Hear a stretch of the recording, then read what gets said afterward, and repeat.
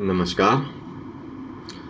इस पाठ में हम फिल्मों के बारे में बात करेंगे कि किस तरह से वह चमत्कारी जन माध्यम है।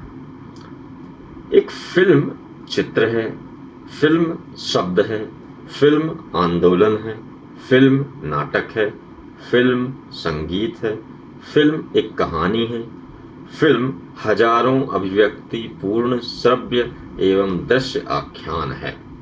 सत्यजीत रे की यह टिप्पणी थी। भारतीय सिनेमा के अनूठे सर्जक फिल्मकार सत्यजीत रे का यह कथन फिल्म को एक सशक्त माध्यम के रूप में स्पष्ट कर देता है।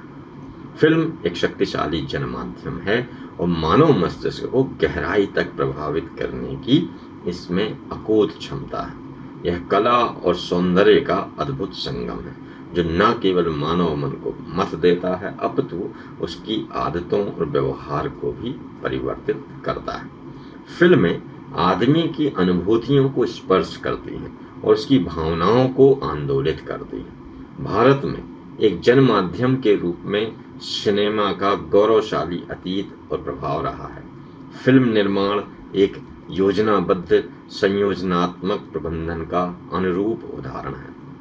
गीत, संगीत, कथा, पटकथा, संवाद, संपादन, अभिनय, निर्देशन का इसमें अद्भुत समावेश होता है और अनेक लोगों के सम्मिलित प्रयास से फिल्म सामने आती है। लोग संपूर्ण मनोरंजन की चाह लिए फिल्म देखते हैं। इसके अतिरिक्त भाषा, सामाजिक व्यवहार, राष्ट्रीय एकता, सामाजिक समस्या उठाने आदि की दृष्टि से भी भारत में फिल्मों की महत्वपूर्ण भूमिका रही है। हिंदी फिल्मों का दक्षिण भारतीय राज्यों में हिंदी का प्रचार प्रसार करने में महत्वपूर्ण योगदान रहा है। फिल्मों में सांप्रदायिक सद्भाव, दहेज विरोध, बेमेल विवाह से लेकर एड्स, नगरों की ओर पलायन, बेकारी, गरीबी, छात्र असंतोष, सामाजिक आर्थिक शोषण आदि अनेक सामाजिक समस्याओं की गहराई से पड़ताल की गई है। फिल्में एक चमत्कारी माध्यम है जिनके साथ समक्ष दर्शक अपनी सुध-बुध खोकर तल्लीन हो जाता है और उस पर फिल्मों का गहरा प्रभाव पड़ता है। फीचर फिल्म वे व्यावसायिक फिल्में हैं जो सिनेमा घरों में प्रदर्शित की जाती हैं। किसी कहानी को आधार बनाकर इसका निर्माण होता है। गीत, संगीत और अभिनय के द्वारा सजी इस प्रस्तुति को देखने दर्शक सिनेमा हॉल में आता है। वास्तव में फिल्मों को चमत्कारी माध्यम के रूप में फीचर फिल्मों के ही चलते लोकप्रियता मिली है। फीचर फिल्मों के आकर्षण से दुनिया का कोई भी हिस्सा अछूता नहीं। भारत में भी फीचर फिल्में अपने जादुई प्रभाव के चलते जानी जाती हैं। फीचर फिल्मों की लोकप्रियता के चलते ही उसमें अभिनय करने वाले कलाकार जनता की आंखों के तारे होते हैं और लाखों करोड़ों लोग उनकी नकल उतारते हैं, उनका अनुसरण करते हैं। डॉक्यूमेंट्री, वृत्तचित्र। डॉक्यूमेंट्री उन फिल्मों को कहते हैं जो वास्तविक विषयों पर सूचना परक प्रस्तुतियां करते हैं। किसी विषय के विविध पक्षों की खूबसूरती और यथार्थ को वृत्तचित्रों के माध्यम से उभारा जाता है। वृत्तचित्रों को वृत्तांतमूलक फिल्में भी कहा जाता है। इसमें हालांकि कथा की नाटकीय प्रस्तुति नहीं होती, लेकिन गीत, संगीत तथा पृष्ठभूमि स्वर का प्रयोग विषय के अनुकूल किया जाता है। डॉक्यूमेंट्री फिल्में एक तरह का अनूठा रिपोर्टाज, यात्रा वृत्तांत अथवा कमेंट्री होती है। इसका विषय क्षेत्र काफी बड़ा होता है। समाज, कला, संस्कृति, पर्यावरण, मानवीय गतिविधियां, प्राणी जगत आदि पर अनेक यादगार वृत्तचित्रों का निर्माण हुआ है। सर्वप्रथम 1922 में रॉबर्ट क्लेहर्टी नामक ब्रिटिश फिल्मकार ने नैनूक ऑफ द नॉर्थ नाम से आर्कटिक क्षेत्र की जनजाति एस्किमो के एक परिवार पर वृत्तचित्र डॉक्यूमेंट्री का निर्माण किया था।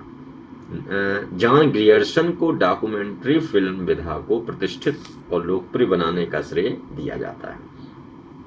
इनकी उत्तरी सागर पर फिल्माई गई डॉक्यूमेंट्री ड्रिफ्टर्स काफी चर्चित और लोकप्रिय हुई थी। उनकी कुछ अन्य बहुचर्चित डॉक्यूमेंट्री फिल्में weather forecast, song of Ceylon, coal face और नाइट मेल शामिल की जाती हैं। भारत में भी 1920 से 1940 के बीच में लगभग 1500 डॉक्यूमेंट्री फिल्मों का निर्माण हुआ था। पीवी पाथी, डीजी तेंदुलकर और केएस हिरलेकर भारतीय डॉक्यूमेंट्री जगत के आरंभकर्ताओं में शुमार किए जाते हैं। 1947 में पॉल जिब्स और फॉली बिल्मोरिया ने भारत में डॉक्यूमेंट्री यूनिट ऑफ इंडिया की स्थापना की। जिब्स को उस समय की कुछ चर्चित डॉक्यूमेंट्री फिल्मों में हिंदुस्तान हमारा, Zalzala, the ripening seed, the vanishing tribe, Kashmir carries on, India independent आदि प्रशंसित हुई थी। आज डॉक्यूमेंट्री फिल्में भारत में यथार्थ की कलात्मक प्रस्तुति के सशक्त माध्यम के रूप में भी पुरस्कार दिए जाते हैं और अनेक मशहूर फिल्मकार इस विधा के माध्यम से अपनी दृष्टि को नया रंग दे रहे हैं। न्यूज़रील किसे कहते हैं? न्यूज़रील एक प्रकार के समाचार सारांश को कहते हैं जो सेलुलाइट के माध्यम से प्रस्तुत किया जाता है। प्रथम भारतीय फिल्मकार दादा साहेब फाल्के ने भी राजा हरिश्चंद्र जो 1913 में बनाने से पूर्व कुछ न्यूज़रील निर्मित की थी। इसमें राजनीतिक जलसों, मशहूर नेताओं के अंतिम संस्कार, विदेशी कपड़ों की होली जलाना आदि विषयों पर न्यूज़रील का निर्माण हुआ था। भारत में फिल्म डिवीजन न्यूज़रील का निर्माण करता है। फिल्म डिवीजन की स्थापना सूचना एवं प्रसारण मंत्रालय की मीडिया यूनिट के रूप में 1948 में हुई थी और यह संस्था तब से आज तक सक्रिय है। भारत की सांस्कृतिक एवं प्राकृतिक विविधता संपन्न विरासत, विकासात्मक गतिविधियों को दर्शाने वाली अनेक न्यूज़रीलों का निर्माण फिल्म डिवीजन के सौजन्य से हुआ है। सिनेमा हॉल में फिल्म शुरू होने से पूर्व अथवा मध्यांतर में इन न्यूज़रीलों का भी प्रसारण होता है। गोष्ठी, मीटिंग, क्षेत्रीय समप्रचार कार्यक्रमों के तहत भी इनका प्रदर्शन होता है। पर्यावरण संरक्षण के उपायों, एड्स नियंत्रण एवं बचाव, एकात्मक रोगों से बचाव, विकास कार्य, प्रधानमंत्री की यात्राएं, समझौते आदि आकर्षक न्यूज़रीलें निर्मित की गई हैं। अन्य फिल्मों में मतलब फीचर फिल्म, डॉक्यूमेंट्री और न्यूज़रील के अलावा इनमें जनसंपर्क फिल्में, विज्ञापन फिल्में, इंस्ट्रक्शनल फिल्में शामिल की जाती हैं। जनसंपर्क फिल्मों का उद्देश्य जनसंपर्क गतिविधियों को बढ़ावा देना और लक्षित जनता के बीच अनुकूल वातावरण तैयार करना होता है। विज्ञापन फिल्में उत्पाद, सेवा या विचार के प्रचार प्रसार के लिए तैयार की जाती हैं। इनमें कल्पनाशीलता और सृजनशीलता का अद्भुत सामंजस्य होता है। सभी प्रकार की फिल्मों में ये सर्वाधिक छोटी और चमत्कारी प्रभाव वाली होती हैं। इंस्ट्रक्शनल फिल्में प्रशिक्षण देने तथा तकनीकी जानकारी देकर कार्यकौशल बढ़ाने के उद्देश्य से बनाई जाती हैं। इसमें विषय विशेष पर ज्ञानवर्धक व सूचनाप्रद फिल्में निर्मित की जाती हैं जो कर्मचारियों, प्रशिक्षणार्थियों आदि के लिए होती हैं। अब कुछ हम जानें कि भारत में फिल्में किस तरह से आई।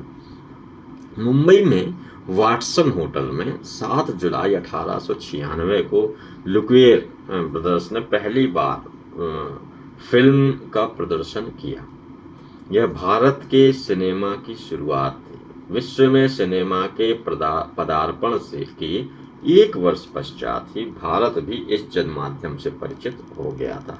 इसके पूर्व 18 फरवरी 1895 को फ्रांस के लुई लुमियर एवं अगस्त लुमियर ने सिनेमेटोग्राफी को पेटेंट कराया। 22 मार्च 1895 को पेरिस के ग्रांड कैफे में चुनिंदा लोगों के समक्ष इसका प्रदर्शन किया गया। चमत्कृत दर्शकों ने दीवार पर फैक्ट्री से निकलते श्रमिकों को देखा। लुमियर बंधुओं द्वारा प्रदर्शित 24 विभिन्न चित्रों में serpent, sea brothers, A Title of a Train, Sea Bath, A Demolition, Leaving the Factory, The Ladies and Soldiers on Shields प्रदर्शित की गई। भारत में तब सिनेमा की शुरुआत थी। इसके बाद इस विधा का निरंतर विकास और विस्तार होता गया। हमें थोड़ा सा इसके संक्षिप्त इतिहास पर जानकारी लेनी चाहिए। लुमियर बिंदुओं के प्रदर्शन से भारत में फिल्मों की शुरुआत मानी जाती है। इसके बाद कुछ उत्साही लोगों ने देश में फिल्म निर्माण के लिए प्रयास करने शुरू कर दिए। शुरुआत में कुछ छोटी अवधि की फिल्में निर्मित की गईं, जिनमें टू रेसलर HS भाटवाडेकर की, return of wrangler RP Paranjpe की, coconut fair, our Indian empire आदि थी। सन 1912 में दादा साहब फाल्के ने प्रथम भारतीय फिल्म राजा हरिश्चंद्र का निर्माण किया, जो 3 मई 1913 को प्रदर्शित की गई। यह फिल्म मूक थी और महिला पात्र का अभिनय भी पुरुष द्वारा किया गया था। इसके बाद भारत में मूक फिल्मों का दौर शुरू हो गया। मूक फिल्मों का यह दौर 1932 में प्रथम भारतीय सवाक फिल्म आर्देशिर ईरानी की आलम आरा बनने के साथ समाप्त हुआ। हालांकि 2-3 वर्षों तक मूक फिल्में इसके बाद भी बनती रहीं, लेकिन जल्दी ही उसका दौर समाप्त हो गया। आज़ादी से पूर्व तक ही भारतीय फिल्मों की निर्माण प्रक्रिया का पर्याप्त विकास हो चुका था और देश में हिंदी के साथ साथ अन्य भाषाओं में भी फिल्में बनने लगी थी।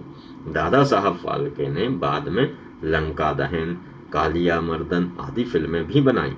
1931 से 1947 के बीच में 6590 हिंदी फिल्मों का निर्माण हुआ। महबूब खान, शांताराम, सोहराब मोदी, KA अब्बास, हिमांशु राय, JBH वाडिया आदि विख्यात निर्माता निर्देशकों ने अनेक यादगार फिल्में दी। इनमें से दुनिया ना माने डॉक्टर कोटनीस की अमर कहानी, आदमी, 2 आंखें 12 हाथ, आन, किसान, कन्या, 2 बीघा जमीन, धरती के लाल, पुकार, अछूत कन्या आदि सफल और बहुचर्चित फिल्में थी। अशोक कुमार, देविका रानी, मोतीलाल आदि चर्चित अभिनेता थे। आजादी के बाद भी फिल्मों का निर्माण जारी रहा। इस समय तक भारतीय फिल्मों में सितारों का आगमन हो चुका था और दिलीप कुमार, मधुबाला, मीना कुमारी, देव आनंद, राज कपूर आदि लोकप्रिय सितारे थे। 50 और 60 के दशक में सत्यजीत रे, सोहराब मोदी, राज कपूर, गुरुदत्त आदि ने भारतीय सिनेमा को नई ऊंचाइयां प्रदान की। सत्यजीत रे की पहली फिल्म पाथेर पंचाली 1954 में आई। वह बहुचर्चित और प्रशंसित हुई थी। सत्यजीत रे जीवन पर्यंत फिल्म विधा में सक्रिय रहे और उन्होंने कई महत्वपूर्ण फिल्में दी। अपराजिता 1957, अपूर्व संसार 1959, जलसाघर 1958, देवी 1959, 3 कन्या 1961, चारुलता 1964, नायक 1966, गोपी गायने भागा बायने 1968, अरण्य दिन रात्रि 1970, सीमाबद्ध 1971, सोनार केला 1974, आशानी संकेत 1973, घरे बाहरे 1985, गणशत्रु 1989 तथा आगंतुक 1989। ये महत्वपूर्ण फिल्में सत्यजीत रे की थी। उन्होंने 1977 में हिंदी में शतरंज के खिलाड़ी फिल्म बनाई। भारत के इस यशस्वी फिल्मकार को फिल्मों के सर्वोच्च ऑस्कर पुरस्कार से नवाजा गया। 1955 में वी शांताराम की झनक झनक पायल बाजे और 1957 में महबूब खान की मदर इंडिया का निर्माण हुआ। दोनों ही मील के पत्थर के रूप में शुमार की जाती हैं। राज कपूर ने आग, श्री 420, आवारा, जागते रहो, संगम, जिस देश में गंगा बहती है जैसी महत्वपूर्ण फिल्में दी। गुरुदत्त ने कागज के फूल, बाजी, प्यासा तथा साहब बीबी और गुलाम जैसी फिल्में दी। इस कालखंड में नीचा नगर, धूल का फूल, महबूब, बरसात, महल, दावा, किस्मत आदि बहुचर्चित फिल्में तथा दिलीप कुमार, राज कपूर, राजेंद्र कुमार, देवानंद, धर्मेंद्र, जितेंद्र, अशोक कुमार, मधुबाला, मीना कुमारी, नरगिस आदि चर्चित कलाकार सक्रिय थे। 1960 के से सिनेमा में काफी तकनीकी और विषयगत प्रगति सिनेमा ने कर ली थी। सिनेमा में नए विषयों और प्रस्तुतियों के नए तरीके निकाले गए। फिल्मों में धीरे धीरे हिंसा का प्रवेश हुआ और बाद में वह सब पर हावी होती गई। शोले 1973 को भारतीय फिल्मों में हिंसा को महिमा मंडित करने का श्रेय दिया जाता है। हिंसा के साथ साथ सिनेमा में एंटी हीरो और एंग्री यंग मैन की छवि को बल मिला। इस समयावधि की कुछ सफल और बहुचर्चित फिल्में शोले, दीवार, जंजीर आदि हिंसा से ओतप्रोत थीं। लेकिन इस काल में कुछ संवेदनशील फिल्मों का भी निर्माण हुआ है। आनंद, मिली, रजनीगंधा, सलीम लंगड़ा पर मत रो, बाजार, गर्म हवा आदि फिल्मों की इस संदर्भ में चर्चा की जा सकती है। आज भारतीय फिल्में अंतर्राष्ट्रीय हो गई हैं। आज उनका निर्माण वैश्विक बाजार को ध्यान में रखकर हो रहा है। तकनीकी, विषयगत, विपणन आदि हर दृष्टि से भारतीय सिनेमा आज वहां पहुंच गया है जहां पहले नहीं था। मुख्य धारा की फिल्में किन्हें कहा जाता है?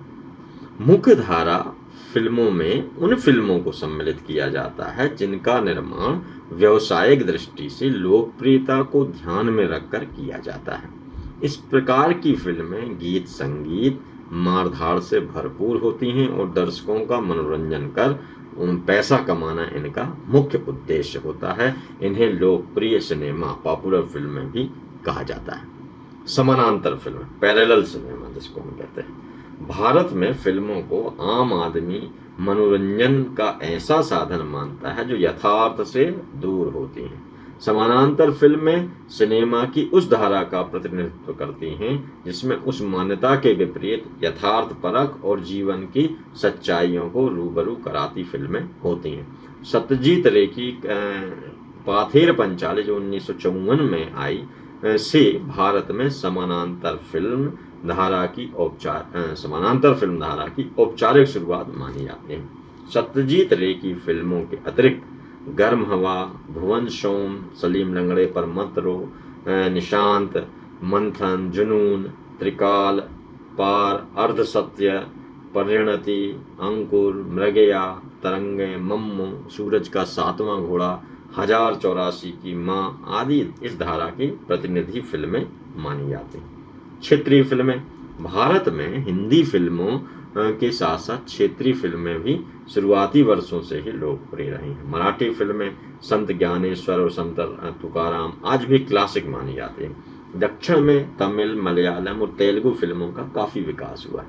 आज भारत में लगभग हर प्रमुख भाषा में फिल्मों का निर्माण हो रहा है। आप और जानकारी के लिए आप अपनी पाठ्य सामग्री में क्षेत्रीय फिल्मों की जानकारी प्राप्त कर सकते हैं। इस पाठ में फिल्मों के बारे में आपने जानकारी हासिल की। अगले पाठ में हम फिल्म पत्रकारिता पर बात करेंगे। नमस्कार।